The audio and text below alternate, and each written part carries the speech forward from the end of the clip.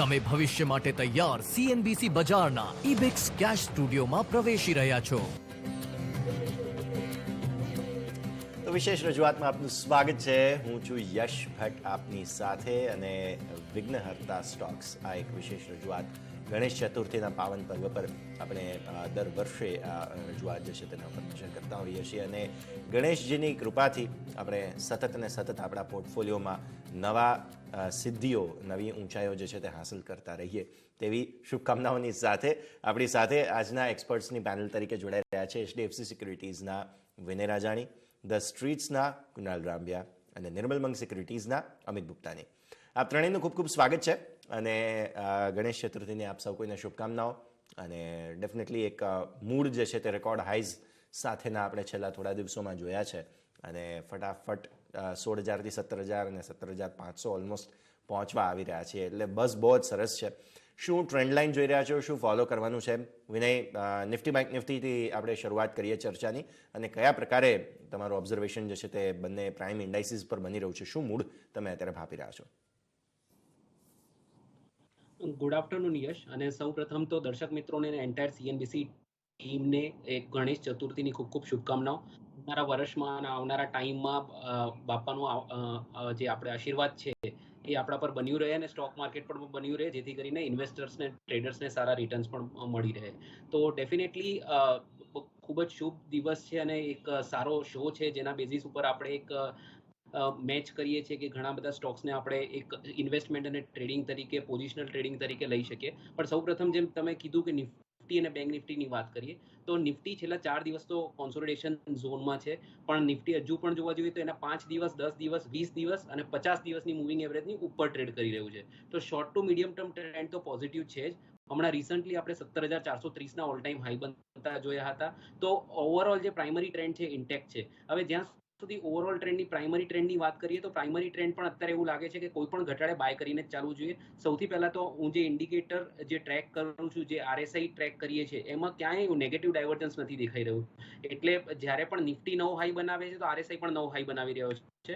તો weekly, monthly અને daily ત્રણેય ટાઈમ નિફ્ટી અત્યારે એક ઓવરબોટ ઝોનમાં છે, એમ છતાંય કંઈક નેગેટિવ ડાયવર્જન્સ નથી દેખાયું. ધેટ મીન્સ હવે બજારમાં ક્યારેક 2-3 દિવસનું પણ એક નાનું એવું કરેક્શન આવશે તો it will be a buying opportunity, તો ઘટાડે બાઇંગ કરીને ચાલવું જોઈએ. મારા હિસાબે 17,000નું એક લેવલ છે જે શોર્ટ ટર્મમાં એક સ્ટ્રોંગ સપોર્ટ તરીકે છે. કોઈ પણ 1 થી 2% ઘટાડો આવે તો નીચેમાં બાય કરીને ચાલવું જોઈએ, અને અલ્ટિમેટલી બજાર નવા હાઈ તરફ ચાલતું જ જશે. અને જો તમે નેક્સ્ટ 6 મહિનાનો વ્યૂ કહેશો તો મારા હિસાબે જે નેક્સ્ટ નિફ્ટીનો ટાર્ગેટ બેસે છે એ 18,550ની આસપાસ બેસી રહ્યો છે, જે 223.6%નું ફિબોનાકી રિટ્રેસમેન્ટ લેવલ છે, જો આપણે એક પેન્ડેમિકના ફોલને એક સ્વિંગ તરીકે ગણીએ તો.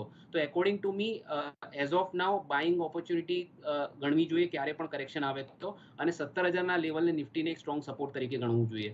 બેંક નિફ્ટીની વાત કરીએ તો બેંક નિફ્ટીમાં આપણે ઓગસ્ટ મહિનાના એન્ડમાં એક બ્રેકઆઉટ આવતા જોયું હતું, જે 36,200ના લેવલની આસપાસ હતું. તો 36,200 ઉપર જેમ બ્રેકઆઉટ આવ્યું, બેંક નિફ્ટી 37,000ની ઉપર જતું રહ્યું, અને ત્યારબાદ હવે કોન્સોલિડેશન ઝોનમાં છે. આઈ થિંક બેંક નિફ્ટીમાં પણ it is a very good setup technically. 36,200 થી 36,500 બહુ સ્ટ્રોંગ સપાટી છે, અને મને નથી લાગતું કે એ સપોર્ટ તૂટી જાય આવનારા ટાઈમમાં.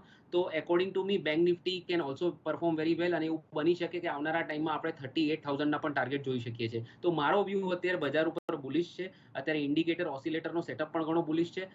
તો અત્યારે તમારે કોઈ પણ ઇન્ટ્રાડે ફોલ કે 1 થી 2 દિવસનું શોર્ટ ટર્મ કરેક્શન આવે જો એશિયન માર્કેટ્સની પાછળ, તો એને એક બાઇંગ ઓપોર્ચ્યુનિટી ગણવું જોઈએ. અને જે સપોર્ટ મેં તમને કીધા, જેમ 17,000નો નિફ્ટીમાં અને બેંક નિફ્ટીમાં 36,200 થી 36,500ની રેન્જ, આ રેન્જને તમે એક બાઇંગ લેવલ તરીકે ગણી શકો છો, અને અલ્ટિમેટલી પોઝિશનલ તમે ટ્રેડિંગ લોંગ પોઝિશન્સ આમાં બનાવી શકો છો. તો yes, I am bullish on the stock markets as of now in India.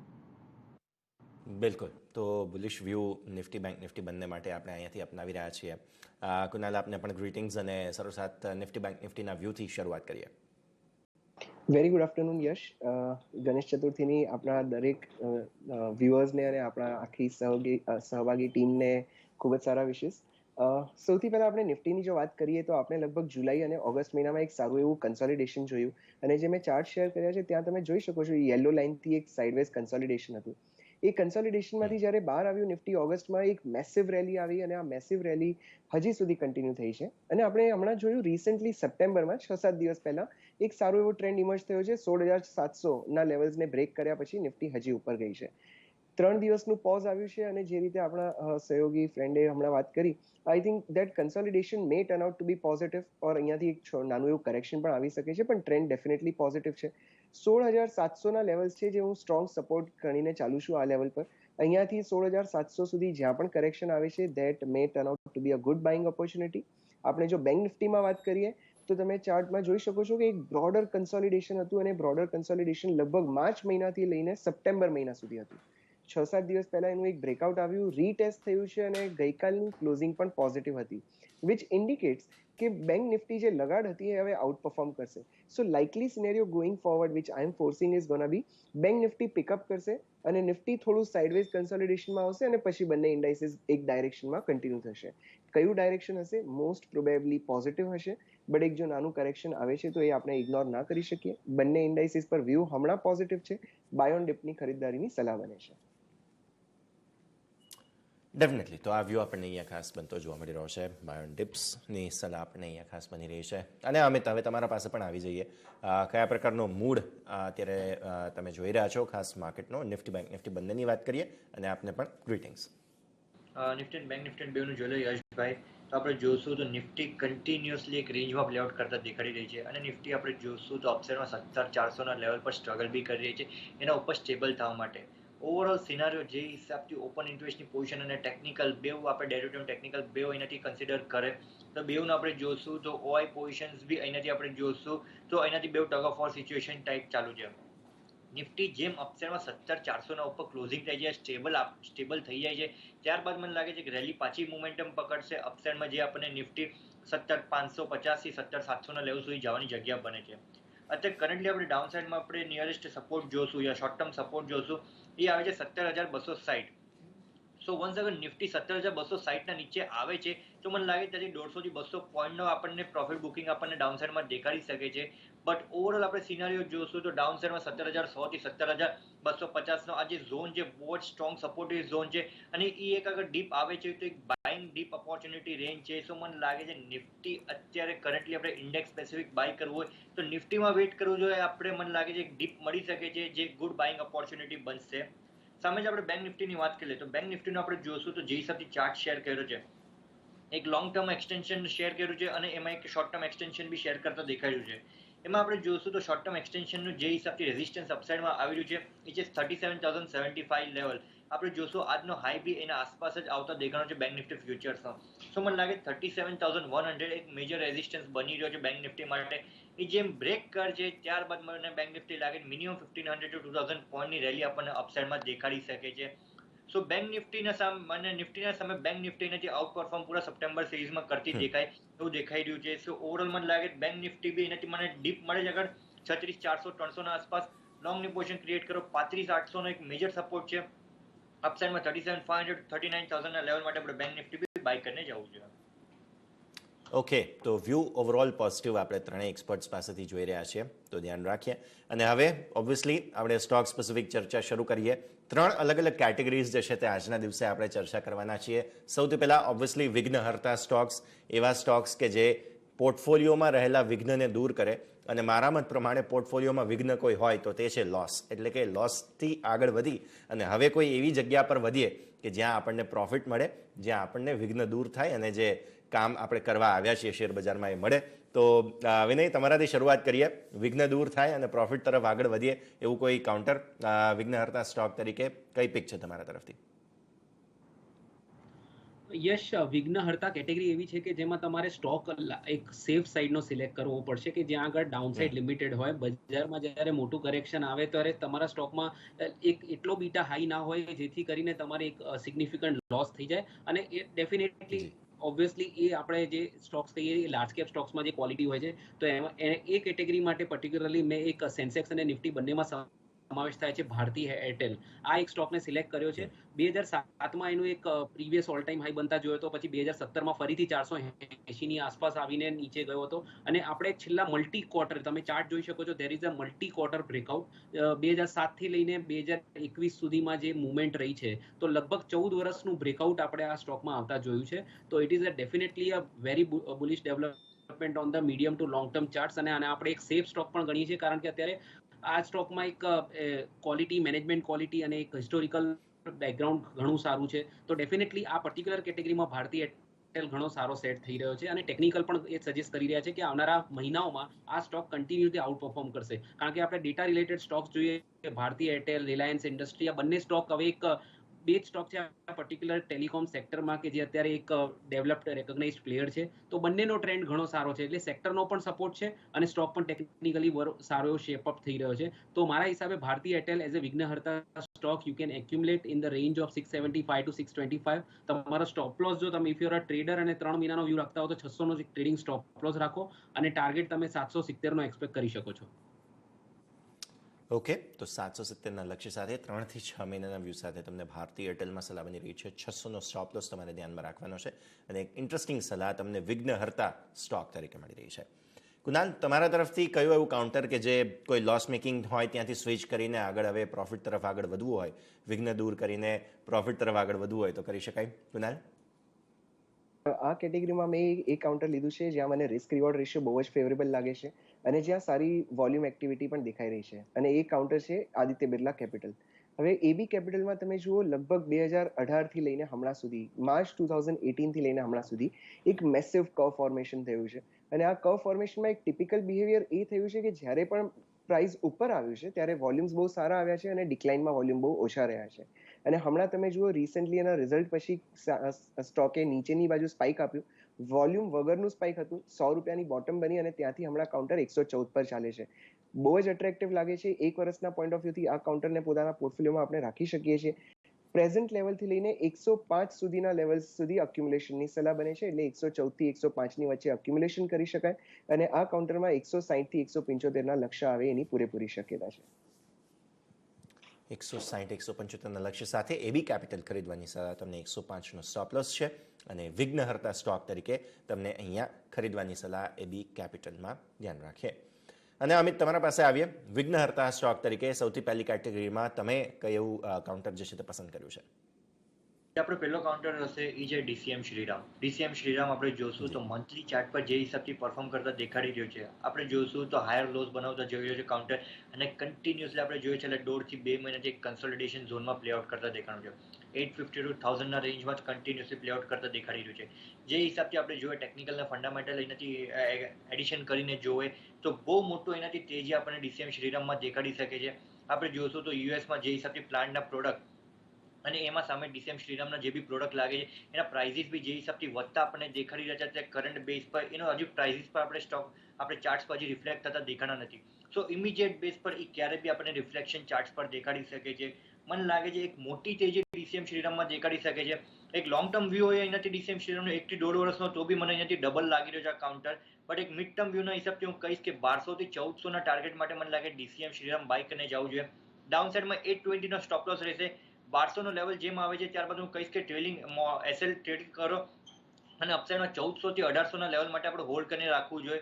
એ હિસાબથી લાગે છે કે ડીસીએમ શ્રીરામ પહેલો કાઉન્ટર રહેશે જેનાથી લોંગ ટર્મ તેજી માટે મને લાગે છે એક મોટી તેજી આપણને કાઉન્ટરમાં દેખાડી શકે છે. Okay, definitely. તો આવ્યું આપણને પહેલી 3 પિક્સ જે છે તે પહેલી કેટેગરી માટે આપણને બનતી જોવા મળી રહી છે. ડીસીએમ શ્રીરામ તમારે ધ્યાન રાખવાનું છે. 1200 અને 1400 બે લક્ષ્ય, 820ના સ્ટોપ લોસ સાથે અહીંયા ડીસીએમ શ્રીરામ ખરીદવાની સલાહ આપણને બનતી જોવા મળી રહી છે, જેના પર આપણા સૌ કોઈનું ફોકસ હોવું જોઈએ. ઓકે, તો નેક્સ્ટ કેટેગરી જે આપણે સૌ કોઈને પસંદ હોય અને જે આપણે સૌ કોઈએ ધ્યાનમાં રાખવી જોઈએ તે ઇન્ટરેસ્ટિંગ કેટેગરી છે અને આ પ્રસાદ તરીકે ગણવી જોઈએ આ કેટેગરીને કે જે આપણને સૌ કોઈને પસંદ હોય. તો વિનય, તમારા પાસે આવીએ. સેકન્ડ કેટેગરી, એક એવું કાઉન્ટર કે જે બહુ જ સરસ રિટર્ન્સ જે છે તે અહીંયાથી આગળ માટે આપણને આપી શકે. વિનય, કયા કાઉન્ટર તરીકે સેકન્ડ કેટેગરીમાં તમે પસંદગી કરી છે? સેકન્ડ કેટેગરીમાં મેં પસંદગીનો સ્ટોક છે નામ India નિપોન life asset management company. તો એક એએમસી વાળી જો AMC as a sector has been performing very well. તમે જોશો કે યુટીઆઈ એએમસી નું પરફોર્મન્સ છેલ્લા 6 મહિનામાં બહુ જ સરસ રહ્યું છે. એચડીએફસી એએમસીમાં પણ રિસન્ટલી આપણે એક સારું બ્રેકઆઉટ આવતા જોયું અને સારું પરફોર્મન્સ આવતા જોયું, અને નેમ ઇન્ડિયા પણ એ જ રીતના પરફોર્મન્સ બતાવી રહ્યો છે.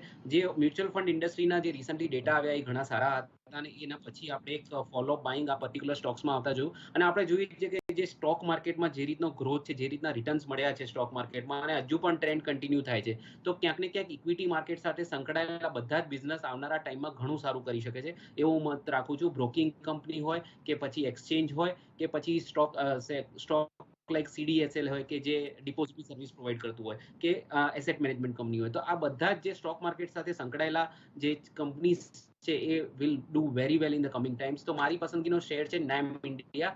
નામ ઇન્ડિયાને તમે એક્યુમ્યુલેટ કરી શકો છો 441 થી 420 અને એને સ્ટોપ લોસ તમે રાખી શકો છો 400 રૂપિયાનો, અને ટાર્ગેટ તમે રાખી શકો છો 510 નો. તો આને એક્યુમ્યુલેટ કરો એક રેન્જમાં. અત્યારે એક જ ભાવે લેવાની જરૂર નથી. નામ ઇન્ડિયામાં આપણે જોયું હતું કે ફેબ્રુઆરી 2020માં 440 નો ટોપ બન્યો, અને ત્યારબાદ ઓક્ટોબર ની આસપાસ ઓક્ટોબર 2021માં રિસન્ટલી આપણે ફરીથી 440 નો ટોપ બનતા જોયો હતો. તો ડબલ ટોપનું બ્રેકઆઉટ આપતા જોયું છે. 450 ના રિસન્ટ હાઈ બનાવ્યા છે. તો આ પર્ટિક્યુલર સ્ટોકને રેન્જમાં બાય કરો અને 510 નો ટાર્ગેટ તમે 3 થી 6 મહિના માટે રાખી શકો છો. ડેફિનેટલી 510ના લક્ષ્ય સાથે આપણને અહીંયા એક સલાહ ખાસ બનતી જોવા મળી રહી છે. મોદક સ્ટોક કેટેગરીમાં મોદક સૌ કોઈને પસંદ હોય, અને એવી જ રીતે નામ ઇન્ડિયા પણ એક એવું કાઉન્ટર છે કે જે લગભગ સૌ કોઈને પસંદ આવી રહ્યું છે. 510ના લક્ષ્ય સાથે 400ના સ્ટોપ લોસ સાથે તમારે અહીંયા ખરીદવાનું છે.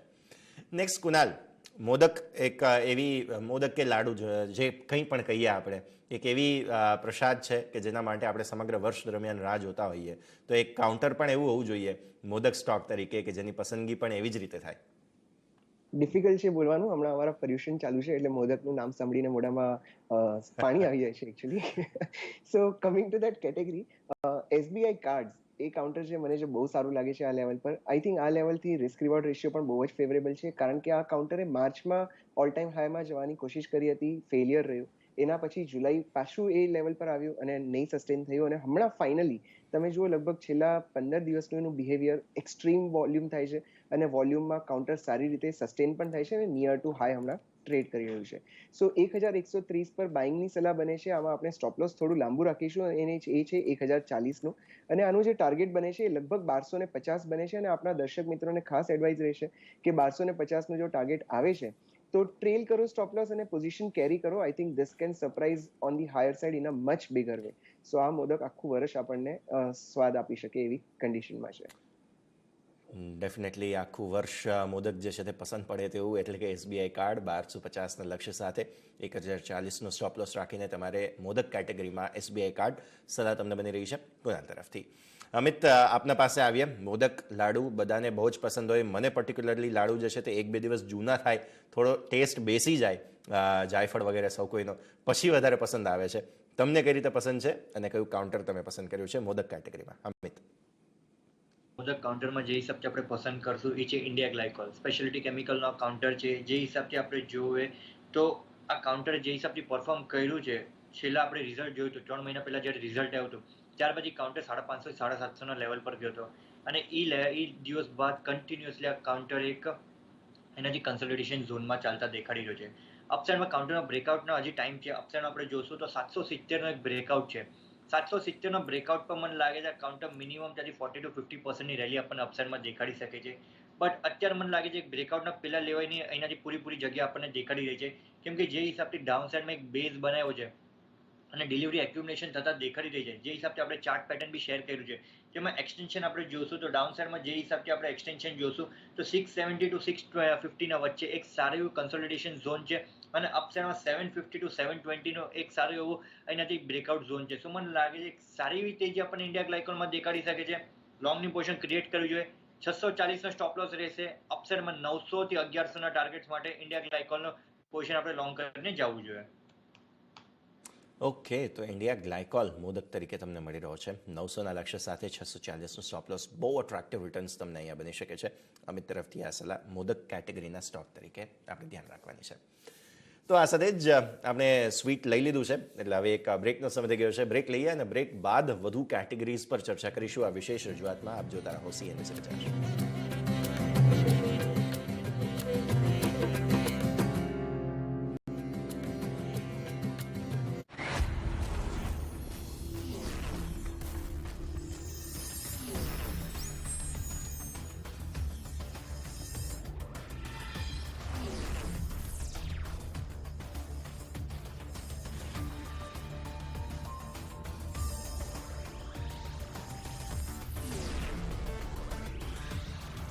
This is CNBC Bajar Newsroom, powered by Ebix Cash.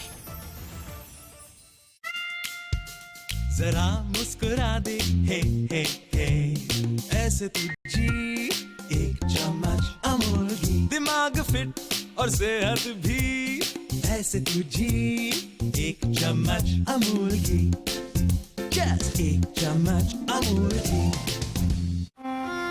कभी कभी खुशी के लिए कुछ ज्यादा नहीं, एक अनजान दोस्त ही काफी है.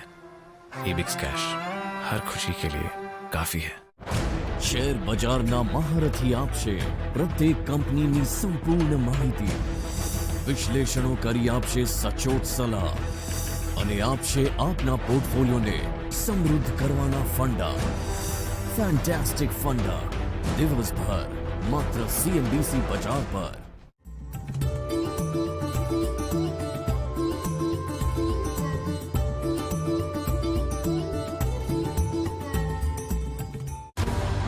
બજારના દિગ્ગજ એક્સપર્ટ સટીક અને સચોટ વિશ્લેષણો સાથે આપશે કોલ, સલાહ જે અપાવશે અચૂક નફો.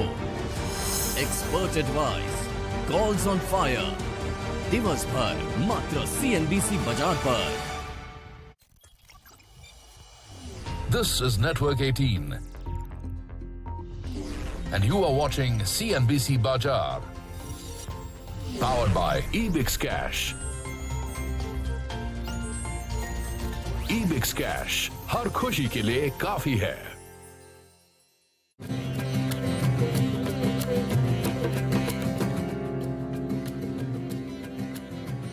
બ્રેક બાદ આપનું સ્વાગત છે.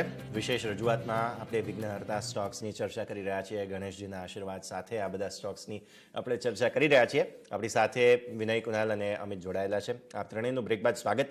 અને થોડો સમય ઓછો છે એટલે ફટાફટ આપણે ચર્ચા કરીશું. વિનય, અંતિમ કાઉન્ટર છે સુખ કરતા કાઉન્ટર, એક એવું કાઉન્ટર જે રેગ્યુલર સમય પર સુખ આપતું રહે, એટલે એક રીતે કહીએ ડિવિડન્ડ બેઝ જો કોઈ કાઉન્ટર હોય તમારા ધ્યાનમાં. વિનય. જી, મારી પસંદગી આ પર્ટિક્યુલર જે કેટેગરી છે સુખ કરતા સ્ટોક, એમાંથી કન્ટેનર કોર્પોરેશનની છે. આ એક PSU સ્ટોક છે અને આપણે બધા જ જાણીએ છીએ કે જે રીતના ઇન્ડિયન રેલવેના ફ્રેટના વોલ્યુમ લોડના જે ડેટા આવ્યા હતા ઓગસ્ટના, એ હાઈએસ્ટ એવર હતા. તો આ એક આખી ઇન્ડસ્ટ્રી ઘણું સારું કરી રહી છે અને container corporation is related to that particular industry અને એનો ડેફિનેટલી આને ફાયદો ક્યાંક ને ક્યાંક થતા જોવા મળશે.